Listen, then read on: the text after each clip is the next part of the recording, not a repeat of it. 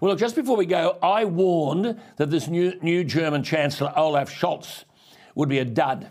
At this stage, Germany's Scholz, S-C-H-O-L-Z, is Putin's most valuable ally. He is totally incompetent, Scholz. Now he's been caught red-handed, misrepresenting facts about weapons deliveries to Ukraine. Behind the scenes, he is busy frustrating efforts to help the country while pretending to be outraged about Vladimir Putin's aggression. It's called playing a double game. And despite leading Europe's largest economy, the German newspaper Die Welt reported over the weekend that it had seen documents showing that Germany had reduced military support for Ukraine to a minimum. Apparently only 2 German weapon deliveries have reached Ukraine since the end of March.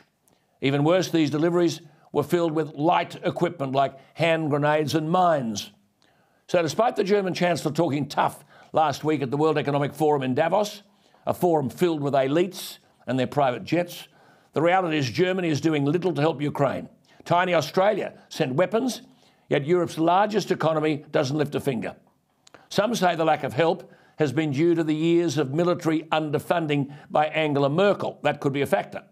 But many are saying the foot dragging by the German Chancellor is him not wanting to take a side. Gutless. Apparently this Scholz was on the phone with Putin for 80 minutes at the weekend, where apparently he pleaded with the Russian president to, quote, enter direct, serious negotiations with Ukraine. This implies Scholz wants to appease the Russians, which would mean being OK with them keeping the territory they've conquered thus far. It wouldn't be the first time Germany has stood by and watched Russia get their way with Ukraine. The 2014 Minsk Agreement, which saw France and Germany broker an attempted buffer zone between Ukraine and the breakaway eastern regions, in the end failed to stop Russia. There was no punishment then for Russia. Then there was the illegal annexation of Crimea. Again, no punishment for Russia. Instead, Germany continued to extend trade links to Moscow in the form of the Nord Stream 2 gas pipeline, which excludes Ukraine from the network. Admittedly, they have now ditched Nord Stream 2, but only after intense international pressure for Germany to do so. The other European leader who's full of empty platitudes is Emmanuel Macron. He still has not visited Kiev, despite having an invite from President Zelensky. He's another one who's not doing very much. Rumours are he's annoyed that Boris Johnson is receiving much of the praise for standing up to Russia and assisting Ukraine. How could Macron be annoyed?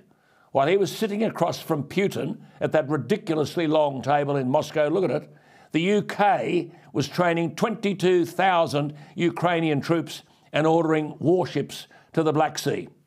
All I'll say is it's about time the international community woke up to the soft touch ways of Scholz and Macron. Both are weak Western leaders, but then tell me a Western leader who isn't weak.